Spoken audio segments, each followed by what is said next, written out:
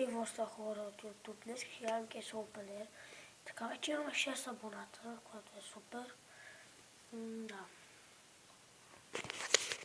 6 абоната. Така е. Ако сте за Левски и харесате този клип, аз съм за Левски, така че ако сте за Левски, харесате клипа. И така. Левски е шампиони. Така само, че се върна към Case Opener. Това ми е единия шкаф. Така медалия. Това ми е единия шкаф, а това ми е другия шкаф, който е по-така облепен. Да. Имам и тези там, но те бях като малък.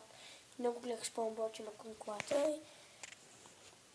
Но сега аз съм ги сложил там, не защото сега нали ги гледам, но преди като бях по-малък, така. Така ще отваряме кейсове малко. Малко кейсове ще отворим, малко се скоро намалим.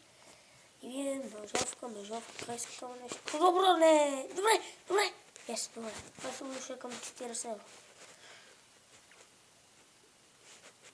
Чакаме тук да заради цената. 15 евро. Хора, да видим сега. Не!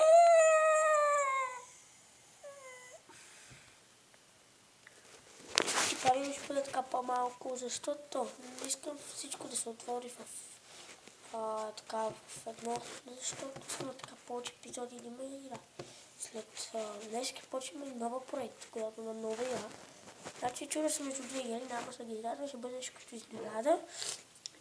Така че ще има днеска 3 клипа сигурно. Има 3 клипа ще има.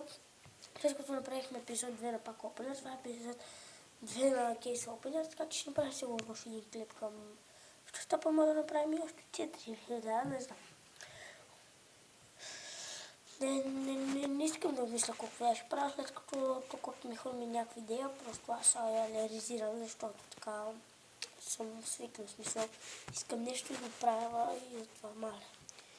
Излизат много такива рекламите, и защото не съм се спрял нета да получавам така известно, като някой качи известен ютубър, като качи клип да гледам, защото не така е, да. И да.